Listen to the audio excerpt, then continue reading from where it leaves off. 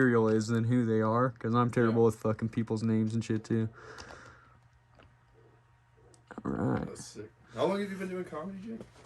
I started comedy September of last year, so. Oh shit, you're newer than me. Yeah, I only Did you just know all these people, or did you just become friends with everybody that fast? From the mics, that's how I've met everybody. Wow. Yeah. That's and crazy. pretty much everyone I've had on the show so far is from doing, all the comics I've had on the show, I should say, is from doing comedy. Yeah. But just from meeting them and then being like, hey, you want to be on the podcast or whatever, or knowing them from doing comedy. Yeah. But I've done some other people on the show too. I had the producers of the Oasis Music Festival. They like own this big EDM music festival. Yeah, no, Oasis. Yeah, That's they pretty started awesome. it in 2020. I'm friends with those guys. Shout out Chris Chavez and Greg Hart.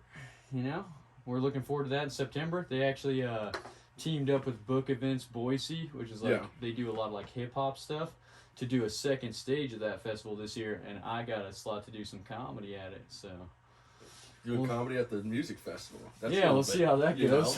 Like, and it's the middle of the day slot too, so it's, everyone's gonna be like day tripping. like crashing at a music open mic. Have you done that yet? I have at the east side. I did it Yeah. at the east side and the Mad Suite downtown on like a Tuesday. Oh, okay. So this is like, I had such an itch. I was like, I just need stage time. I'm not doing anything. And I was like, and it was bad, dude.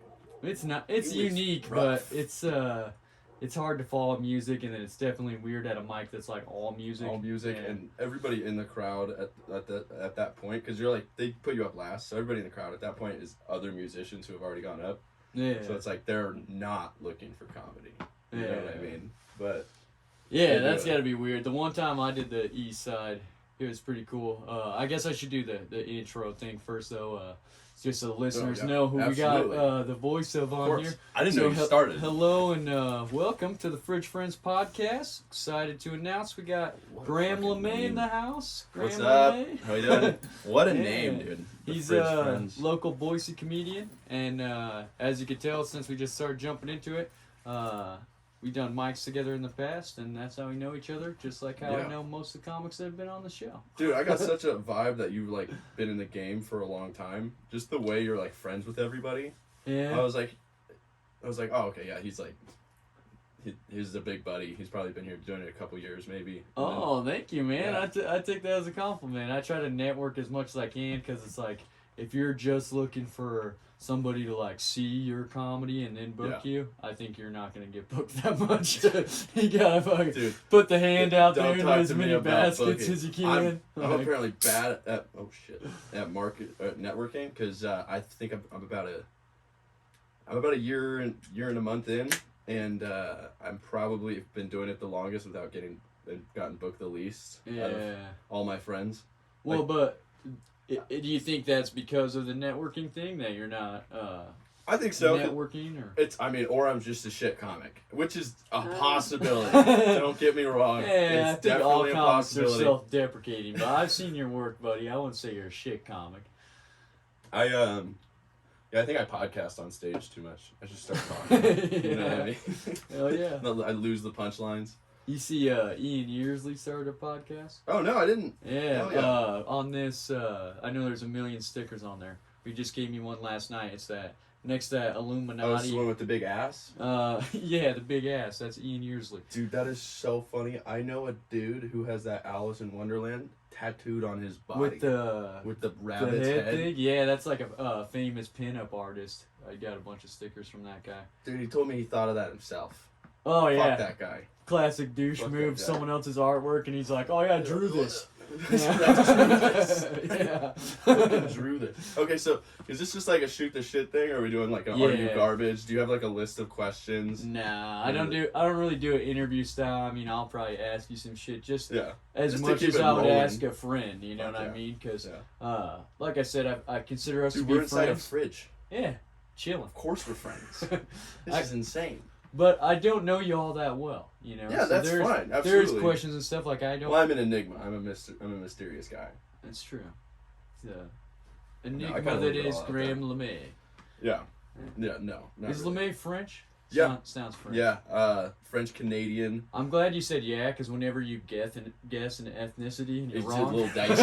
it's Yeah, but it depends on which ethnicity. It's Yeah. like, if you see me, you could say, "What are you, Irish?" And that nobody's gonna give a shit. That's true. You know If you what I pick mean? all the white ones, you're usually pretty good. You're usually as in the long as you safe. steer clear of the Jews. It's hilarious. Yeah. It'd be kind of funny to like see like a like an Asian person be like, "Are you German?"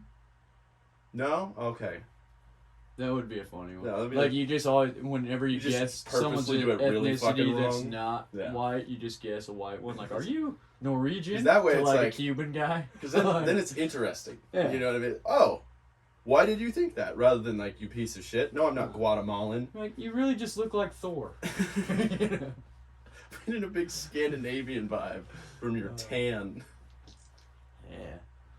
Dude. I always see you rocking the fucking Hawaiian shirts. Yeah, I that's like a your thing. style, man. Is that Purposeful. 100%. I started doing comedy and I was like, what's the thing that I can do? What's something I can do to stand out? okay? What's something that I can do to, that people will notice if I go up every week, if I go up 4 times a week. Yeah, and they're like the guy who's wearing the He's Hawaiian the guy shirt. with the Hawaiian okay. shirt. Yeah. Yeah, And then we fucking other people started wearing Hawaiian shirts, and I was like, Yeah. "Hey, this is my thing." Stop stepping on my What fucking- the hell, Tyson?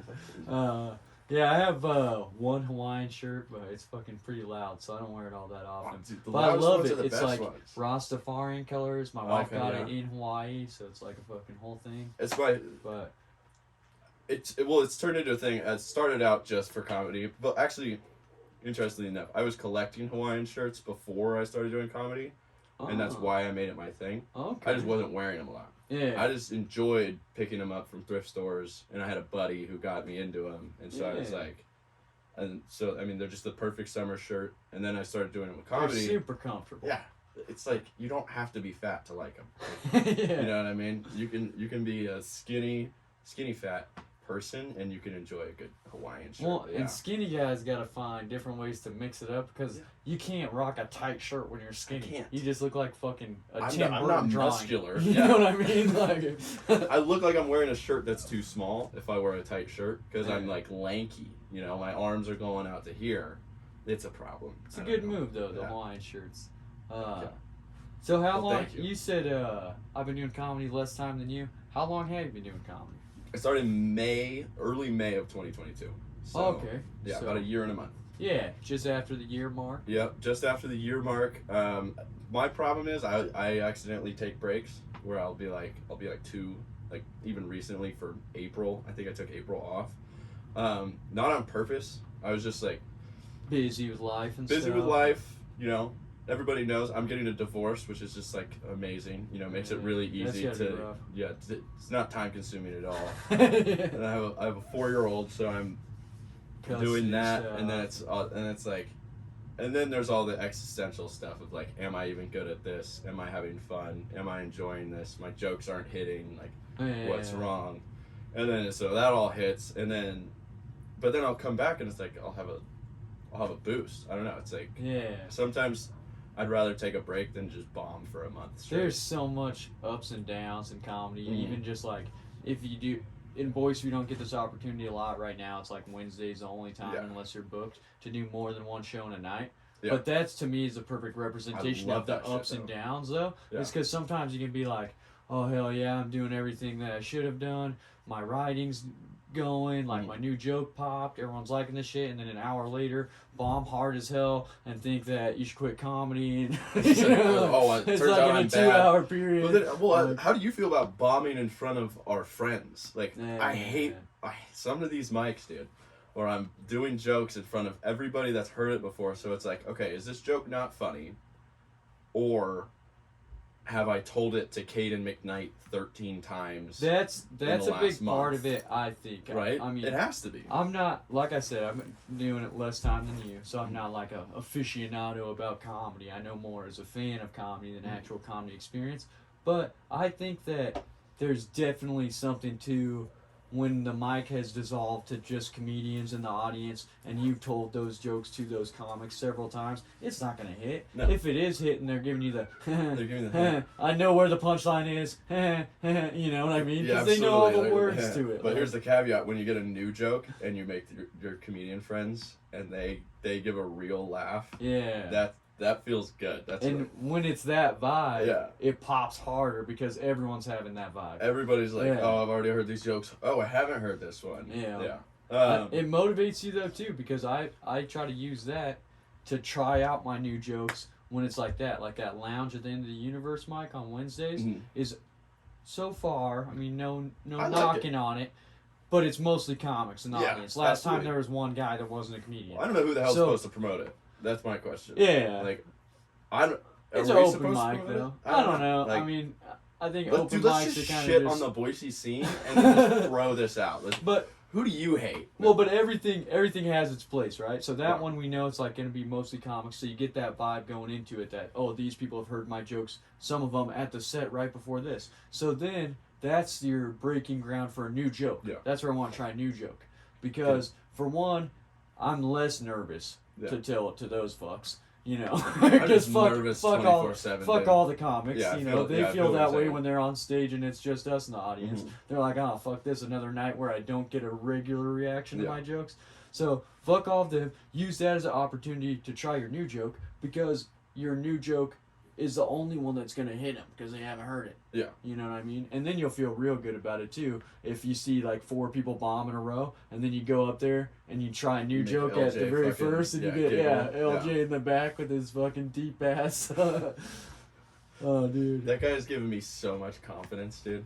All you need is just LJ yeah, laughing. you get at a LJ room. laughing, Yeah. it's like, okay, well, he fucking liked it. So, dude, I mean, even Mad Sweet sometimes with a solid crowd, of like, I don't even know what the numbers are. It's got to be like 25, Yeah. 30 maybe. Oh, a bit like full, the downtown Yeah. one? Oh, I've seen almost 100 people in that. Oh, is that how place. much? Oh, I for I sure. can't count. Yeah. Like- 20, 25. I don't wanna, think like, about it, boost bro. my numbers, They you know got what I like mean? 24 top tables, like 20 tables that fit 4 people. Oh, that's That's such a 80 good. That's a people, good. you know what I such, mean? And that's that's such not a the good back- fucking point. That's not even counting That's not the bar, the or back the back. row. Yeah. And remember, it's been Dude, so I looked in full. there. I literally looked in there. I go, dude, we got like 30 people in here tonight. It's full. And I'm telling you, I'm packed. But that's because I don't know if some of that might be self-deprecating, but I know some of that's because at Craft it's packed when there's 7 people. Yeah, You know, it's a packed house perspective. tonight. Like, It's a perspective. everyone shit. showed up. Oh, No, fuck. dude, that's legitimate. That's not even self-deprecating, and it's not because of craft. It's like I don't want to be like, you know, I don't want to be the guy. Yeah, I brought fucking 100 people. You know, I did an open Yeah. mic. I made 100. I killed in front of 100 people, as if I've killed. But like I think the Mad Swede downtown is the biggest crowd that I've performed to. apparently it has to be. The lounge. Because the lounge I performed once opening for Chris Shaw, Oh, did you and get he booked? sold Yeah. out that place. Dude, what's So- it like to get booked? That's like that must be a nice sensation. Well, Must be fucking sick. you've been booked, bud. I've gotten right? booked on showcases Yeah. with 10 other fucking comics. Yeah. So as far as booking goes, for me it seems like I've been booked on a lot of stuff because I haven't been doing it that long. But for like the Blue City comedy, I've only been booked on comedy competition. The Really? Comic of the Month. That's my only booking through them. Do you know how many Yeah. times? And it was a fun time. It was a good Yeah, but good you've been competition. on Twisted But it's District. different than a show. You've been on Twisted District, Watson.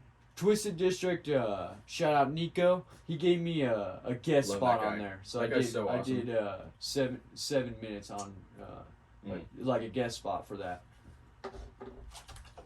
Type But 7? Watson's gave me my first bookings. Really? It's because I was doing open mics at the Mad Swede, and I'm not sure if it's the same people booking it now, but Emmanuel, him and you know Emmanuel. I don't know any of these fucking people. Maybe Emmanuel that's why. Vera.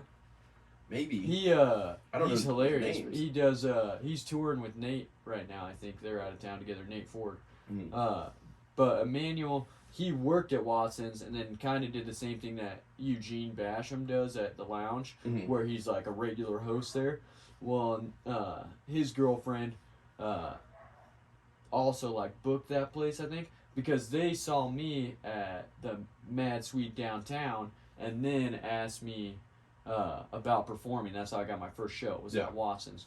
But it was like right after Watson's first opened. So I think they were going to the open mics to see who's funny, and they didn't really know like how long people have been doing it. They just watching, oh, this guy got a laugh, funny, whatever, you know. Yeah. We'll ask him what he wants to do.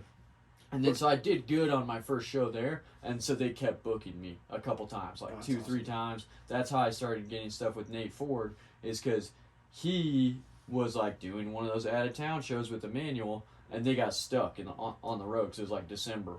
Mm-hmm. And so they were supposed to do a Watson show, couldn't do it. So then he asked me, and I was like, oh yeah, for sure, and like last minute type of thing. Oh, yeah. So that always helps out, I think, as far as the booking thing. If they're like, oh, I can get this guy in a pinch, you know, even though it was more like I was the replacement, I performed well, stage time, and I helped them out, so they remember that. And then so I think that like helped kick it off, because that was, both of those things were in the first like 2 months of me doing comedy.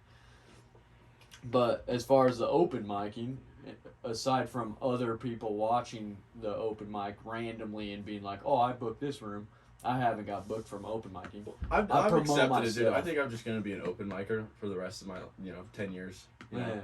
And then, God, maybe I'll get booked. But once you get on any shows, what you have to do is, like, you're focused on the show and the comedy, of course. That's what you're there for, is to make everyone laugh. But you have the opportunity there to be in the green room and talk to the comics, and then befriend comics, and tell them, oh, I'm looking forward to this or whatever, and ask them what they're looking forward to, and make a memorable impression on those people, especially if you've never met them before. So then when they're stuck on the road out of town, they'll look at their phone, oh, the last guy who messaged me, Jake Martin, maybe he'll do the show. Yeah. You know what I mean? Yeah, that's fun. Or maybe I just get in here's the thing, I think I'm fucking great. Okay? So these people should be just fucking, they should coming recognize when I'm, they should be coming to me. No, I don't know. It's cool, the lounge, though. I thought I couldn't get shows there because it was like a closed thing, from what I heard from the other comics. I've heard it was cliquey. Yeah, but now they got the open mic there, and then the first time I went there as like audience member, and the people who booked that place were there, they asked me about doing a couple minutes or whatever, and seemed like super open about it and everything, and I was like, oh, maybe it just, there's like weird you have to know competition thing between the rooms, so unless you actually meet the people, I want to make a judgment for yourself, because to me the lounge has always been open. But other people said stuff like that about Watson's, and they were the first place that booked me too. Yeah, a booker's not going to book somebody that they've never heard of or seen. Yeah, that's true. You know what I mean? Yeah. Or unless somebody vouches for you, right? Like I think there's this like idea that you have to suck the dick of all the bookers in Boise. Like that's literally, I've been told probably you like have that to suck their though. dick, but it's also a little bit. I'm sure people are like, well, you don't actually have to fuck me. You just have to know me. Like we can, and then. If I think you're funny, I'll put you up. I never fuck for stage time. But yeah, that's comedy. It's comedy. I'm not saying that's not happening though. I'm sure it is, dude. Dude, I know for a fact Jack Wheeler sucked Bert Kreischer's cock. Well, I would do that. Just like, oh yeah. You think I wouldn't take it from Tom Segura for a little stage time? You think I wouldn't? Oh yeah. Also, how about Nico opening up for Bill Burr, dude? Nico and who was it? Nate Ford. Nico and Nate opening up for Bill fucking Burr. Yeah. Dude, that's insane, bro. Dude, Bill Burr, I'm gonna kill both of them, and then maybe I'll get called up. Well, dude. Or I'll let Bill Burr fuck me. Whatever works. You know what I mean? The Jack Wheeler thing, it was like a random occurrence. Yeah. But Nico and Nate got that situation from networking on social media. It's Twitter, right? So you gotta fucking every now and again shoot your shot. Hit up Bill Burr and say, "Hey, I got 5 minutes. Suck your I got 5 asshole, minutes." Bill Burr. And then send this to him. He was nice enough out of the kindness of his heart, which doesn't seem like a fucking angry ginger. I would know, right? To be like, "Oh, you got 5 minutes? Come on, dude. Come on my show." You fucking let him do it, But coming to Boise, that's so cool. You got to try to do that. I saw on you. Did you ever meet that Lauren? Lorne Michaels? No. No, From SNL? No. I forget what her met him last yet. name was. She's an open micer, but she was on the only Mad Sweet show that I got booked on, the Comic of the Month thing. She was on that, but she mostly came to open mics at the Monday Mad Sweets, on the Cole Road one. And she's like blonde. She told some stories about college and stuff. Yeah, neck I saw thing. on her. She had a thing on her neck, like she got cancer on her neck or some shit. Yeah. She's like hilarious. that. Yeah. She like She's jerked fucking people off funny. with paper towels and stuff. Yeah. Yeah, that girl. She opened for Eliza Schlesinger. Wow, that's awesome. Or at least that's what her Instagram said yesterday. So there is a thing to the networking She was just thing. at the show. She's just at the show. Opening up for Eliza. Selfies Like in. in the fucking 36th row. Well, but there's a thing to that, where like if you got fucking 5 solid minutes and you just start shooting your shot over the internet. I've done it, dude. I asked Steve Hofstetter when he was coming to Boise if he would let me open for him, and he actually responded back and was like, "I bring my own comics." But, hey, I tried it. No, I will not. I tried it. Hey, shoot your shot. I'm not above that. Yeah. I know. I'm obsessed with Kill Tony. You ever watch Kill Tony? Yeah, dude. Yeah, I know if I ever get on that shit, I'm gonna fucking ask all those guys to try to get me on shows for sure. That's actually where I get along with a lot of the comics in Boise, is just loving comedy, like watching all the stupid podcasts. Like I can't be spending. I can't too if you want. I can't be spending. If you have a vape, I've never smoked cigarettes. I've only ever hit nicotine vapes. Oh, I don't recommend it then. But if you want a vape, I think there's one in that other room. Dude, is it used? Well, my sister's, yeah. It's like a permanent vape, not a temporary one. We'll see. I'm about to get into my third beer here, so. Oh, are you gonna fucking? I only brought 3 beers. Don't worry. I thought you were gonna shade Gillis this shit. Fucking, the whole table just fills up. I gotta drive home. Otherwise, fuck yes, I would do that. Hell yeah. Shit, what were we just talking The last thing I remember drinking was PBR. So. Really? Yeah, I quit drinking a while back. When did you quit? How fucking old are you? Ago. You're like 26? I appreciate you, brother. I'm 30. Yeah, I'm 30. Okay, I wasn't far off, honestly. Yeah. My brother's 26, and I say, dude, you're getting there. You're almost 30, dude. You're fucking old. You're old as shit. I got 3 kids, so if you say that and you're still in your 20s, it's fucking weird. Like, what the fuck's going on with this guy? How old are your kids? Oh, by the way, was that your wife or is that your sister that left? That's Brandon hit. Or is just a random gal in the? No, so that was there's multiple people leaving. Yeah. My wife left with my kids. Yeah, okay. And then also with one of my sister's kids, to go get some groceries. Oh, okay. So I stole her spot. Sick. Thank you for that. Took her parking spot. So she now has the kids to are walk gonna have to farther, walk in the rain. Yeah, walk farther in the rain with the groceries. But we'll blame Brandon Henry for that because he was on the episode right before this, and he was refusing to move his car because he thought it was funny that you were moving your car back and forth. As soon as you pulled up, I was like, "Hey, you should go tell him to move his car." And he's like, "Well, wait till he walks up here." No, yeah, he was coming at me. He was fucking coming at me. He was coming at me like I was the idiot. In his defense, I laughed about it and was like, yeah, let's do that. And then I gave you shitbag directions to pull your car up behind my wife's car. So then she immediately had to have you move your car. And then you didn't understand my shitbag directions, so you pulled back behind Brandon's car. And then we didn't tell you again. Honestly, so I'm glad I made it harder for all of you. And then I trolled you like 3 times. And this made it a real awkward thing. It's 3D chess. I trolled all of you. Because she wasn't able to leave, so you had to wait for me to move my car. And then he wasn't able to leave because she had to wait for me to move my car. Shit. Yeah, and you ended up with the best parking spot. So apparently, yeah. Fuck your wife. Just kidding. I plan on it later. We'll see how the podcasting goes.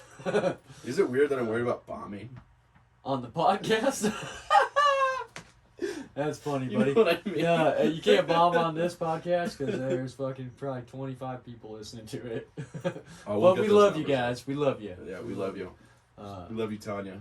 Yeah. Yeah. Shout out my third cousin or whoever the fuck's listening. I'm gonna blast this out. I have like 400 followers. Oh yeah, that's good shit though. Had to build it up. Yeah, absolutely. If you think about that, 400 people in a room. I mean, on the internet, everything's inflated. So you're like, oh, 100,000 people saw my video. I'm the shit. But if you think about your 400 followers, 400 people in a room. That's a big fucking room. Yeah. Yeah. Yeah. Well, and the idea of sharing stuff. Like, if you get one funny sketch that you put up on Instagram and all 400 of those people shared it, one good podcast. Get monetized. Yeah. And then, like me, you'll get demonetized for talking shit about the police. Fuck the police, by the way. Can we talk about that? I fucking hate the police. I'm not a fan. I'm an avid believer in abolishing the police. Oh, really? Yeah. Not like completely get rid of them.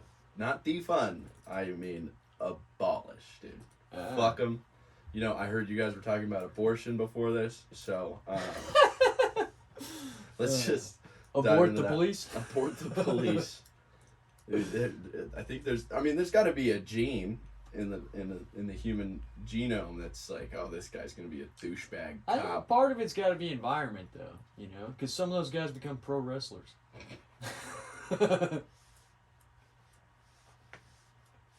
It's just when you dream of being a pro wrestler and it doesn't work out, and then you end up living in a double wide. And you're like, that's when you start back in the blue.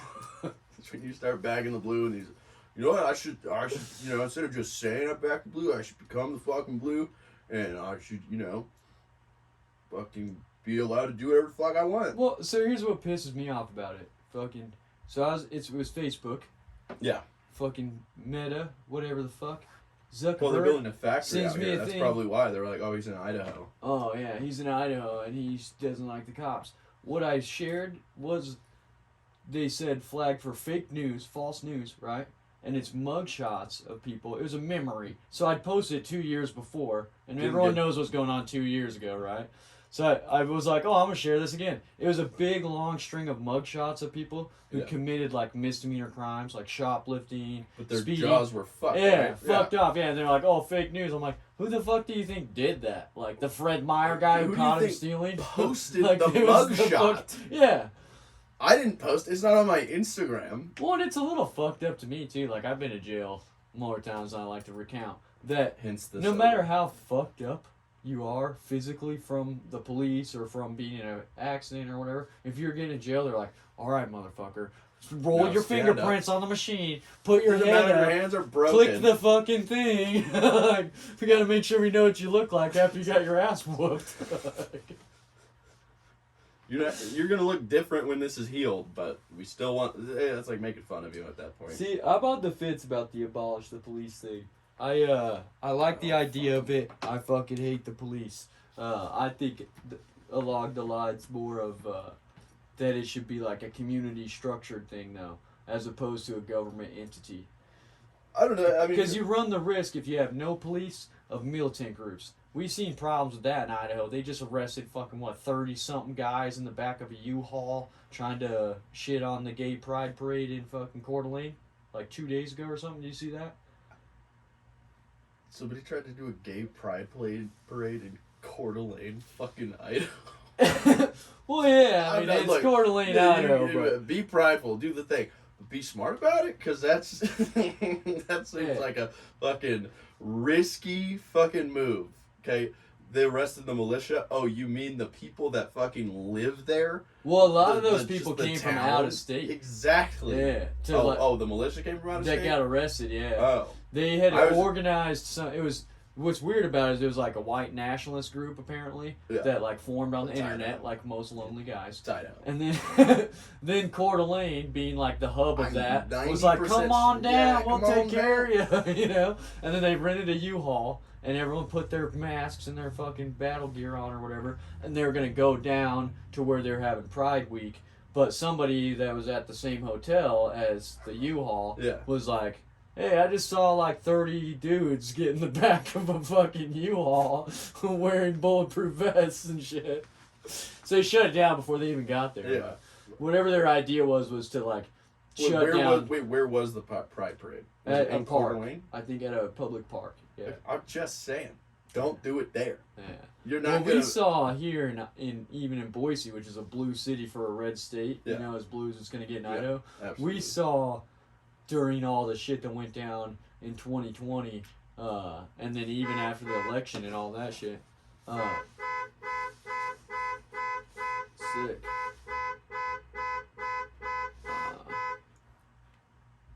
All right. Yeah, the old car alarms. Yeah, let's get back. Fuck my neighbor, huh?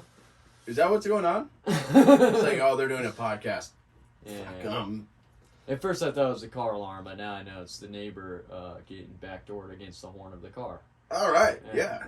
Happy for him. Because that didn't seem, I mean, correct me if I'm wrong, send me an email, fridgefriendspodcast@gmail.com, but that didn't seem like a robotic rhythm of a regular. That was intentional. That was a human being. Somebody, what are you doing? I like it. I like the horn. Where was I at? What was I talking about though? Fuck the police? Fuck the police. No, it was, Oh, the malicious thing. Yeah.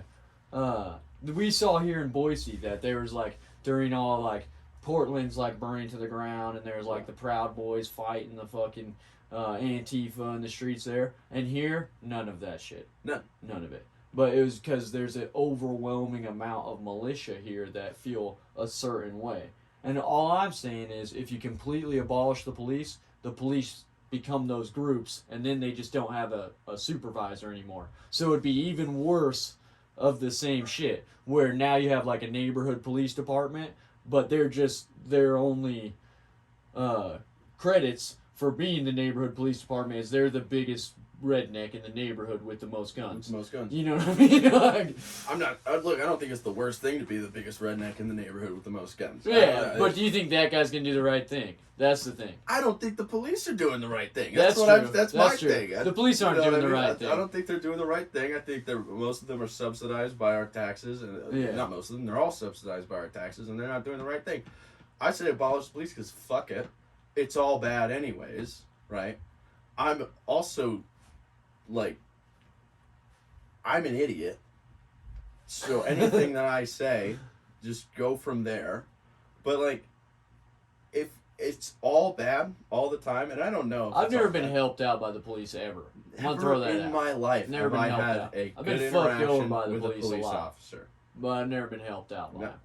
And I've seen through the prison system that they don't help anybody out as far as rehabilitation. So I'm not a fan of the police. But I also think that if we had no law enforcement, that it would become militia based, which I'm worried about that, because I could protect my family, but I can't protect my family and the neighbor's family who's disabled. But, you know what I mean? Okay, so which obviously because that fucking horn, right?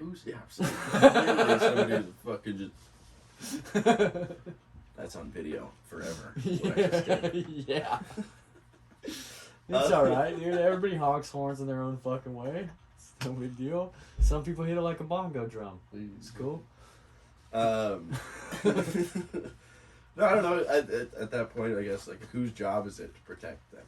Because I don't. It's not like I feel like the police are doing it. I don't think the police are protecting them. I think the police are waiting for people to leave their houses. And if they are above a .08 on their breathalyzer, let's just fucking ruin their life as fast as possible. Well, and let's not. That's what sent me to prison is DUIs. Let's not do something that rehabilitates them, that makes them, better people. Let's ruin their lives forever because they had 4 beers instead of 3 beers. Yeah. Let's destroy them financially. Well, and then they can't get insurance. The police have shown just recently that in a serious situation where the fucking community really needs them, the biggest shooting that's ever happened in U.S. history, they refuse to help the kids. Yeah, number one. What if I get shot?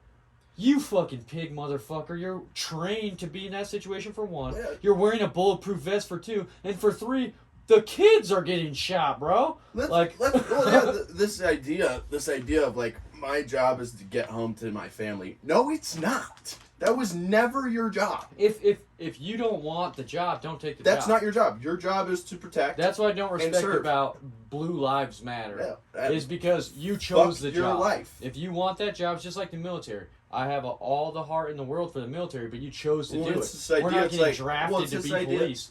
Think about this. It's a big thing. You can go down a rabbit hole on this, but it's like, your life is not more important than other people's lives because of the job that you chose. Yeah, that goes all the way up to the president. Yeah. President decided to be the president. Yeah. If a president gets assassinated, it's like, what the fuck? What do we do? Well, that I see as like a because world they're leader. a world leader. They're a type world thing. leader. It's a symbol. There's fucking 7 people behind them that are just as qualified, apparently, right? Yeah. To do the same fucking job, Yeah. right? Well, why is that person's life more important? That's like a thing with George Washington. He didn't want everybody to think that he was a king. Yeah. Right? He didn't want people to think that he was more important than them. Yeah, he was the first separation from the monarchy, Yes. though, so that's probably why he felt that way. Is that like I But don't want to be the everybody king. should feel that way. Which I get that, but the last Your guy job who doesn't make you thought more that important. way as a president, he got shot. Right? You He know? got shot, and he knew that his life was not more Yeah. valuable than I don't He know. wanted maybe. he I don't wanted know. everyone 3 to be beers in. equal. Yeah. Yeah. He thought his life was just as valuable as the guy working at the factory. I get The that. cops you know? should think that. Clearly, the cops in Texas didn't think that. And I don't think the cops in Boise think that. I don't think anybody. Yeah, fucking absolutely thinks not. that. I think that people value themselves more than other people. And it's like, yeah, you're absolutely allowed to do that, but you know what you should do? You should go be a fucking car salesman. Yeah. You know, you shouldn't. You know, if you're not cut out to put your life on the line to protect somebody, you shouldn't be protecting and You shouldn't serving. be as putting your motto. life on the Yeah. line to protect somebody. There's a million jobs to have. You don't choose the Yeah. job that is the only person we're going to look to if our kids are getting shot at in the school. If you're going to say, I'm too scared to go in there, how do you think that would pan out if our military was like that? Yeah. You know? If they're like, oh, we're being attacked, we're going to hide under the bed. Like, you know what I mean? By the way, we don't even know. Our National Guard might be fucking like that. It probably is. They've never been attacked. I've met some I've National met Guard them. people. I've partied with them. I've done drugs with these people. I know them. They're Hey, Brandon Henry was in the Marines, served in Iraq. Just found out about it on the last episode. that's so. sick, dude. there's 30-minute conversation will get you there. There's a sample of the petri dish. Just saying that. I met some of the most mentally unstable people who are ex-military. So it comes from all of the same. Every job is going to have people that are good and bad. Yep. But there's certain jobs that if you have somebody bad, it's detrimental to society. bad for Politics is everybody. like that. Police is like that.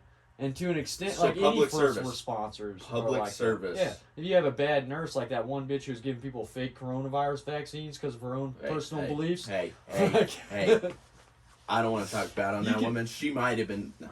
She might be right. We don't know yet. But, I mean, you get to make the choice for Hey, yourself. Don't get let's be lied to by careful the here. nurse.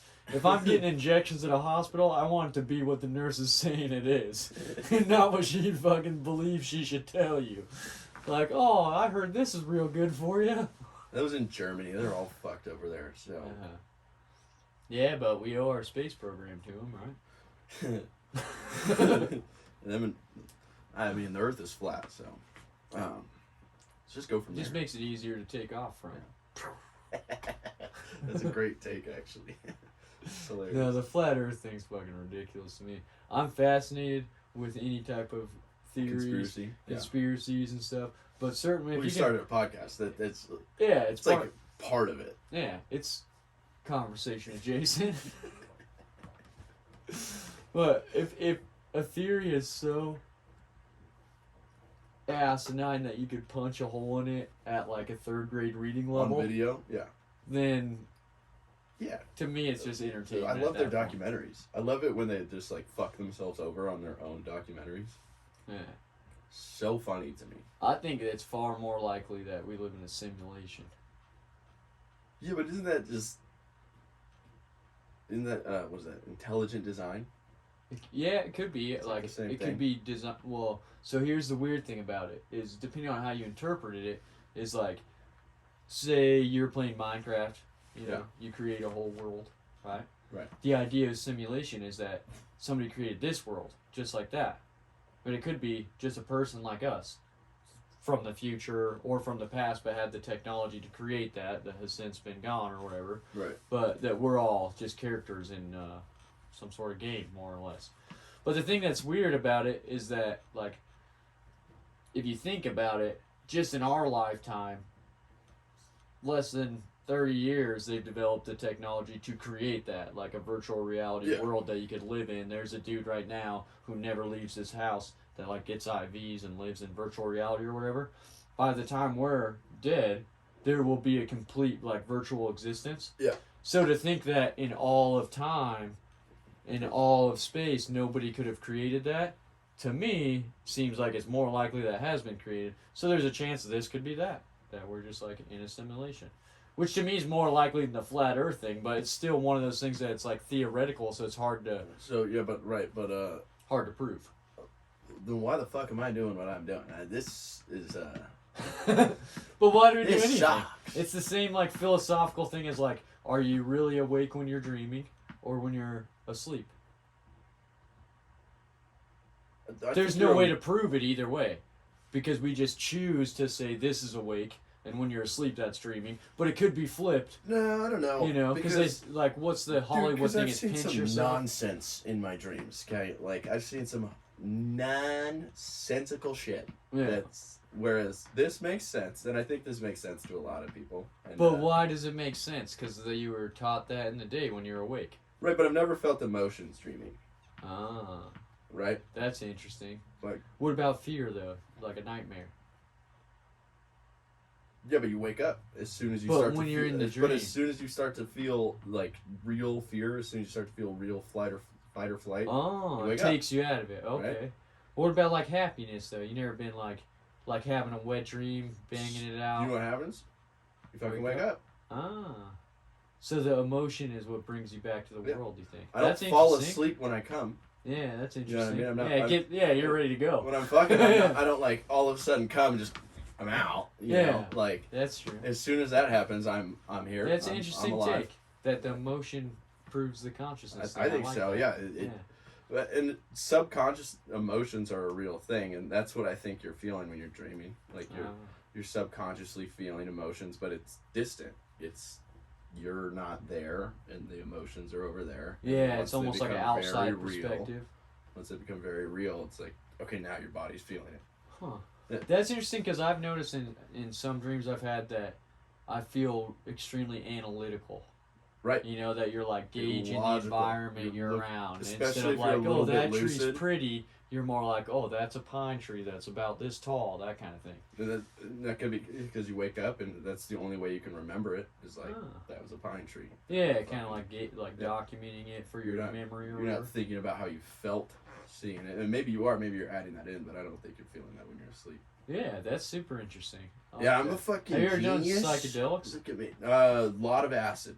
Yeah? Significant sums of acid. Never did mushrooms because I never felt like the only time when I did psychedelics, it was like I was doing drugs. Like I was having a fun time. Yeah, it was a party thing mushrooms. Yeah, I always felt like mushrooms were like a whole thing that you gotta go through. And introspective.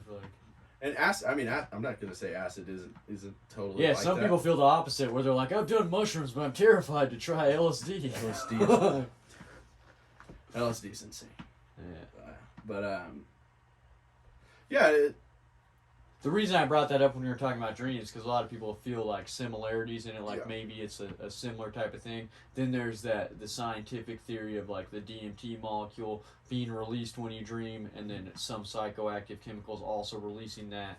Oh, I'm of the opinion that like even when you're tripping, you're on a drug. Yeah. Right. Nobody wakes up or is born and goes through life and it just randomly trips. I don't know if I believe that you're traveling dimensions. You know what I mean? I think you might just be high. Yeah. Okay. I see what you're saying. High on a drug. Yeah. You know that it's just your perspective. You're killing your ego when you're on mushrooms. It's like, well, you might just be on mushrooms. You know what I mean? Like that you can't comprehend what's happening to you, so you put it on this pedestal of this big story of what happened. Personalization of like. Personification of what's happening to you. So you have to tell yourself like, oh, I'm actually doing something different. And it's like, right, but if there's a human being who goes through life and has never done mushrooms, they're not going to feel the same way as you. Yeah. You can say the same thing about a lot of stuff. A lot of stuff, you know, yeah, absolutely. Like anything impactful, just like if someone's never gone to a comedy show ever in their life, then they couldn't really speak as to what it's like to share laughter with random strangers in a room. That's a good point. Yeah. Like, it's an experience in its own way. You Yeah. know, I feel like. But Some people like kind of like the same type of it's people. induced. I feel like it's in even comedy. Even if you're laughing in the room with a bunch of people, that's you an bought the ticket. induced thing. You knew what you were doing. Mhm. But people don't go to comedy shows and think, "Wow, I just talked to machine elves and they told me what was actually going on." You know what I mean? They've never been to Memphis. Never been to a Dave Chappelle show. Yeah. No, I get that. I feel like some people, though, the same type of people who conflate, like, oh, I took mushrooms and I had this ego death and that type of thing, maybe are the same type of personality that, like, when they smoke marijuana, that's their personality forever.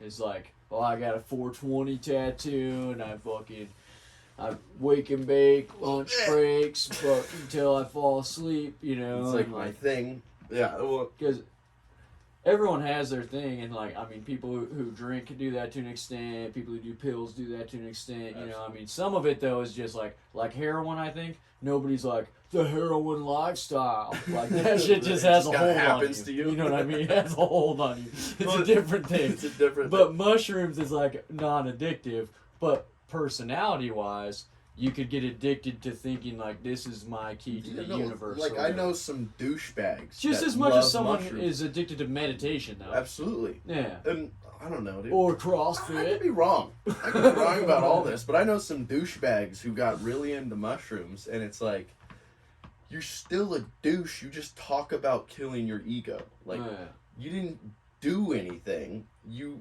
still act the same. You just have this new thing that you talk about. One experience that you try to relate everything to. Yes. Yeah. Which is making it your personality. And I don't know. I'm think just shitting on mushrooms with me, tonight. So I've done mushrooms quite a bit. But I've also done LSD, and with me, I think mushrooms is a very introvertive thing, like or introspective rather, where it makes you look at things, emotions, situations, memories in a different way, a deeper way than you would have. Which I don't know if that can be put way up on this pedestal, and it can be a positive or a negative thing, because sometimes you shouldn't give a fuck what people think. And I've never done mushrooms and not been in tuned with what I think everyone else is thinking in an anxiety type of way. Absolutely. Which could be a bad thing for you. But also, if you look at your own memories and your own actions and stuff in a different way, there's a positive thing to that too. You know, it's just sometimes people will put more to it than there is. Like, absolutely right. I can agree think with people that. will build a world around it for themselves, right? And I don't know if that's. I don't think I believe that that's the case, but you can, and I you can understand. You can enjoy just doing that type of stuff for fun. Like I've thought about doing the ketamine clinic, you know, with a therapist, doing the drug, but at that point it's stuff fixing yourself, you know, and you have this understanding that you're trying to work through your own reality. Yeah, you have a goal in mind. But there is still a reality out there that doesn't encompass you, or that encompasses you, but you're not changing shit. You know what I mean? Like, well, maybe that's why it's been mushrooms, and you know, some people do it with LSD too.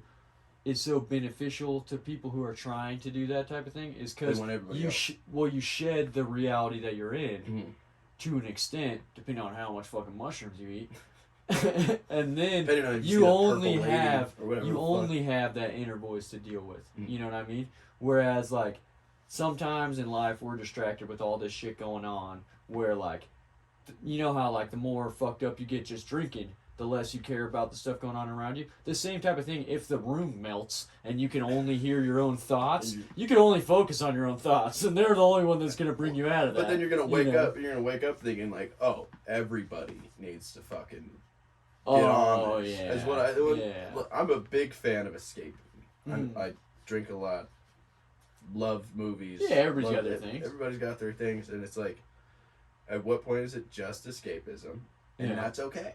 Yeah. That's but you feel like okay. the mushrooms aspect of it, a lot of people use that as a guise of like, oh, this is just a spiritual type of thing. Yes. It's like, I could feel that. You might just be taking a fucking 24-hour break from all of the shit, because in 24 hours you're gonna have to wake up.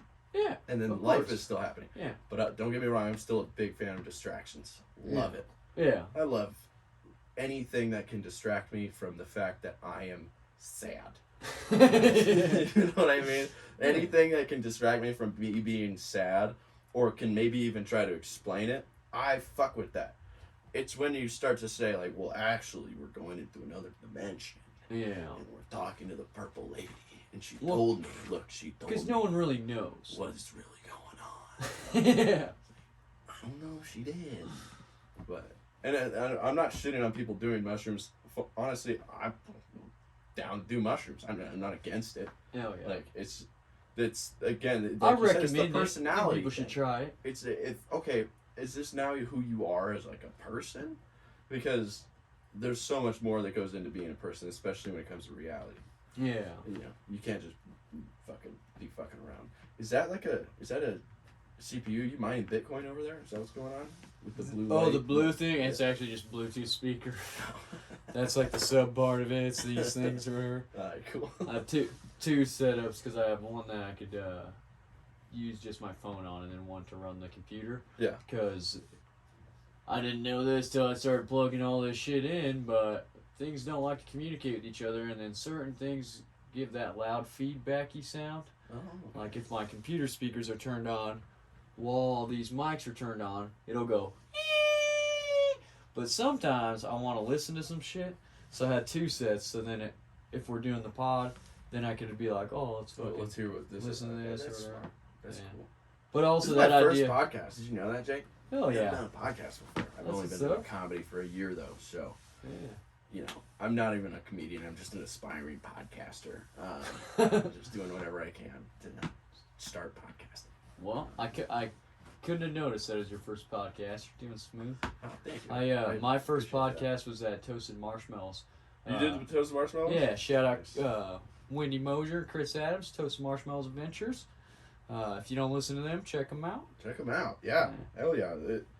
It'd be sick if Boise just turned into like this really cool scene for comedy. Where everyone helped each other out and support each other. Or just people came to watch us. Fuck me. Yeah. Come to watch tickets. local comedy. Get me booked. Yeah. Yeah, I think that'd be dope if Boise could be something like, I don't know, even Salt Lake or like Denver. Yeah. That'd be awesome. Well, so I think part of it is you gotta have a comedy club. Oh, that would be nice, huh? Like, we got the Lounge of the Indie Universe, we got Watson's, and they do comedy more than anything else, but they're not an exclusive comedy club. And I'm talking like a franchise comedy club, like the Laugh Factory, Wise Guys, yeah. Comedy Store. There's places in Boise that could be. I mean, Liquid Laughs used to be that. Yeah. And they were like, "Oh fuck it, we don't want to do it anymore." I don't know what the story is. Well, I think I haven't been in the game. A lot of these other places are filling that void. Like I But you, I wasn't there for Liquid Laughs as far as. But none of them are like filling it as a comedy club. Yeah. You hear that, Haley? Fucking hear it? You hear what I said? They're all working on it. They're all trying to become that, but they're also not doing it. Yeah.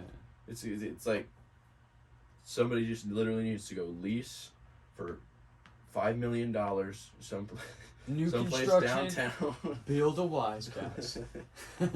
I heard rumblings about Wise Guys was talking about coming up here, but then I heard from a friend of the owner of Wise Guys in Salt Lake. They're like, "I'm doing that." Yeah. Boise. It's a gamble. It's a gamble. I don't know who's supposed to do that, but it would be fucking amazing. They got one in Vegas. They got one in Salt Lake. I went and saw Ari Shaffir and Mark Norman, Shane Gillis, and what a lineup. Yeah, at Wise Guys in Salt Lake. Because it's not a far drive. It's fucking like 4 hours. Yeah. Well, then, I don't know. I think comedy would get elevated from. I don't know. I have this idea that. Yeah, we're not getting that lineup unless it's the fucking Idaho Center. No. What? Yeah, this is fucking Bill Burr at the Idaho Center. Sold out arena. Like, where Nico and Nate Ford will be playing on what's December 8th. Yeah. For Bill Burr. Bill Burr. Promo. Yeah. But you hear that, Billy Burr? Yeah. Welcome Monday morning podcast. Let's go. Ran about this shit. Got 2 comics in a fridge. They want to open for you We're in a fridge. Okay. Are we funnier? Maybe. No. But maybe no. But we'll see. I think it would be amazing to be able to go to a club, you know what I mean, in Boise, and just do 3, start at 7 o'clock, end at fucking 2 in the morning. Yeah. Just with the guys. Hell yeah. And the gals, obviously. I haven't been in the Boise comedy scene or as a performer in any comedy scene long enough to really know how much different it is, especially after the pandemic, than like what it used to be. But I could see Boise growing into a big comedy scene with a staple around a franchise club where all these different local bookers could work together to build themselves up. Instead of just building their own brand, which I love. I support building your own brand, but it's like I want a place to go where I can see comics fucking murder, where we can see people grow, and then we can see how much better everybody is than us. Yeah. Because I'm going to craft brewers every week. I'm going to Liquid Lounge every week. I'm going to, Mad Sweet when I feel like it. But I'd love to be able to go to an open mic or even get booked at a club where it's like I'm watching Nate Ford murder in front of me, and now I need to be better. Yeah. I mean, motivates you. Motivates me. Rather than, because Nate Ford shouldn't be bombing. That guy's fucking hilarious. Yeah. But you know what? When you're gonna bomb, but you're rolling the dice at a front bar. Of 4 people. Yeah, you're rolling dice at a bar. Yeah. It's whether or not those people are there to hear jokes. The guy's been in the game for 12, 15 years, and he kills in front of a crowd. Oh yeah. Nobody kills in front of 4 people because 4 people don't laugh that loud. No. Like physics. Yeah. Is it? Well, is that's where you physics? work stuff out, but it's not a club environment. Right. But I'd love to see Nate work some shit out, and he murders it because it's like he just said some wacky, wild shit. Well, if we had every club that we do have here that supports comedy, Nate's a regular performer at. Mm-hmm. So if we had one that was bringing in big names, then he would regularly be networking with those guys all the time. Yeah. You know what I mean? And that's good for the scene. But part of it of everyone working together that I see is like just as a young comedian trying this shit out for myself, I've noticed you gotta self-promote and try to book yourself. If I want to expand my audience, I gotta leave Boise, go do shows other places. I don't want to have to leave Boise. There you go. I want to be able to do good here without having to leave. Well, I don't mean move, but you gotta to branch out your audience. You gotta go do a show in Vegas or in California or in Oregon or Washington or wherever. But what I'm saying is, when you go to book a show, if they want you to go to Portland to do a show, right? The expense on you is quite a bit if they're going to pay you $50, right? If there's no hotel, no flight, $50, you're losing a lot of money to do that. Now, if everyone in the scene, like in Portland, they're really good about this, but if everyone in the scene knows, hey, my homie just booked this guy who's driving for 7 hours to get here, and we're only able to give him $50. Can you get him on a show that same weekend? Can you get him on a show that same weekend? Can you? Yeah. And then all 4 places get a slice of the pie from the guy who's only going to be there for 2 days, and that guy gets $250 instead of $50. And it pays for the trip. And then he'll come back. How about this one? Yeah. How about every? Yeah. I mean, you have a job. I'm assuming. Yeah, I have to. Yeah. Nate has to have. I mean, I'm in the mafia, but yeah, whatever works. Yeah, whatever works. No judgment. Yeah, but my beard's a little too red to be Italian. The Irish mafia of Boise. Yeah, we get all the rights to the potatoes. I feel like everybody has a fucking job in Boise. Nobody's living off of comedy. Except for maybe Moondeck, but I don't even know. Yeah, I don't know. I mean, he has a good thing going at the lounge. Mm-hmm. He's consistently booked. But just like Eugene has a job at the lounge where he's the all-time host, where every show that they have, he can be the host for. If he's not doing an out-of-town gig, he'll be the host for the out-of-town guy coming into town. Yeah. If they're just doing a showcase, he'll host for that. And it's a paid gig every time, so he's regularly every week getting up multiple times and getting paid for it. But that's still not equating to the amount of money it costs to live in the most expensive city in America. So at that point, you have to fucking move out of Boise to go be a paid comic, is what I feel like. Or you could be creative, man. I fucking made a lot of money off the internet from doing content creating. Yeah. Right? So it doesn't equate to enough where I don't have to work, but if you do that's my point. Several different things, you could work it out where absolutely you're making a little bit from comedy, you make a little bit from a podcast, you make a little bit from Reels, a little bit from TikTok, and then it might take 5 years of building it on the side of your job. But my dream is that I put my hand in all these pots and they all kind of suck and fucking burn my hands right now. Yeah. It's costing me more money than it makes. But in 5 years, once I've got followers on all this shit, then I could quit the day job and make 500 here, 500 here, 500 here. I don't know. I look at, you remember Mateen? We met Mateen at the airport. Yeah. So shout out Mateen. Shout out He's Mateen from Los Angeles, right? Los Angeles, Laugh Factory in Long Beach. I think is where he goes. Yeah. He just did a show where he headlined over Dalia, which is fucking sick, dude. Well, Dalia just got a new fucking canceling special out. No, but it's like it would be amazing to be able to be in Boise, and I don't know. Obviously, you're not going to make as much money as the people in LA, as the comics in LA. But because how many shows could you do in a night in LA? Just that alone. You can literally do it, live off of that alone. Like, I hear a lot of on podcasts where it's like, when did you quit your day job? It's like, I don't know if I can ever quit my fucking day job doing comedy in Boise. Yeah. I don't know. Yeah. Now, unless you're able to do more than one show a night. And not unless you're able to travel, and not everybody can travel. Yeah. You know what I mean? Well, because honestly, not every funny person can travel all over the Pacific Northwest. Yeah. Like, you have kids, I have a kid, like, I would love to be able to be if I were going on tour, I could travel. Yeah. I'm not going on tour. You used to have to do that, but I think the internet's closed that gap to some extent, because, like, I did comedy in Oregon, but I didn't have to go fucking open micing in Oregon to get it.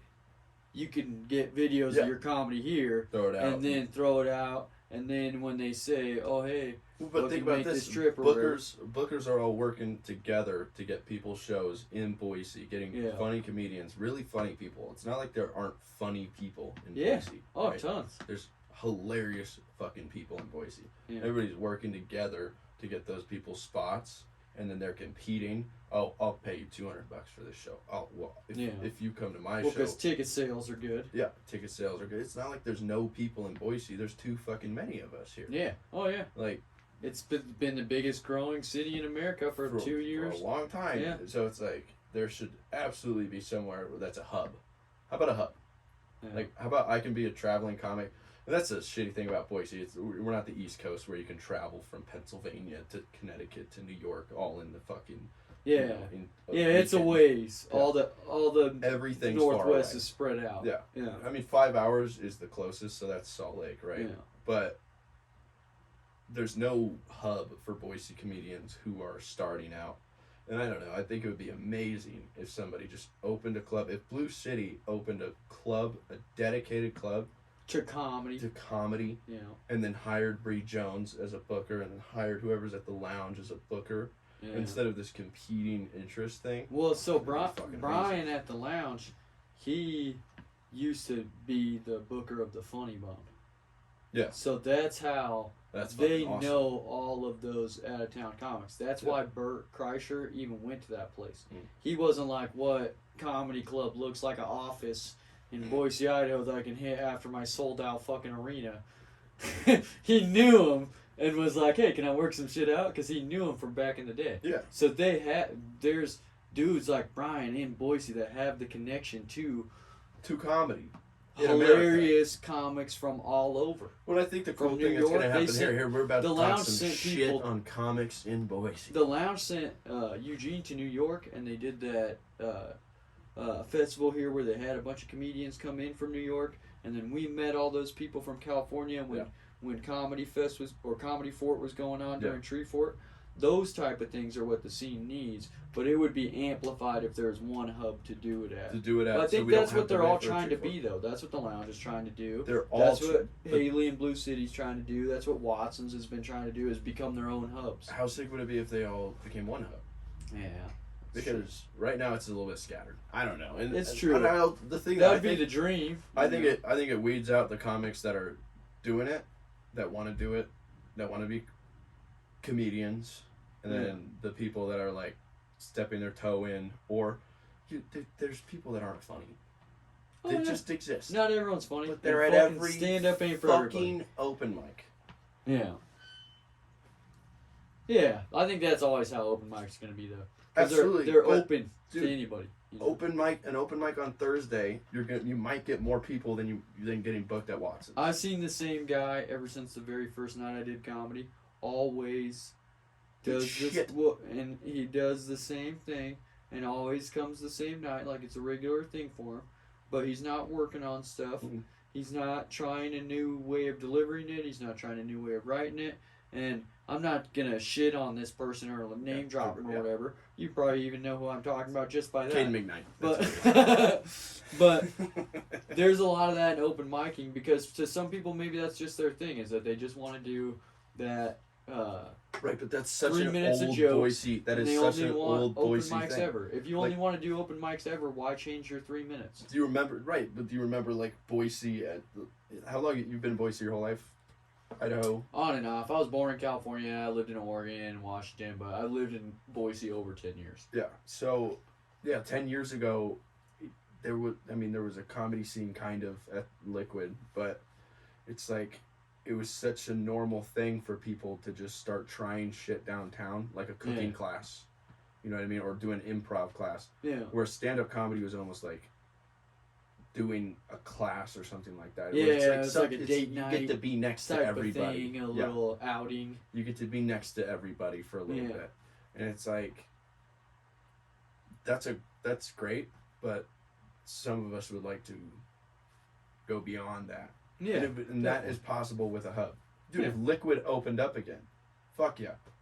If Liquid opened up again and they had shows Thursday through Sunday. They opened up to comedy instead of what they're doing right now. Whatever the fuck they're doing right now.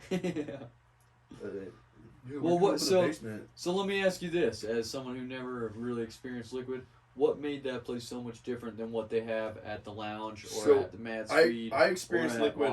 I went to my first ever live comedy show at Liquid. Okay. Right, and so they had a tour. They had an out of town tour come through, and Caden was hosting. And it was 2018, 2018, I think.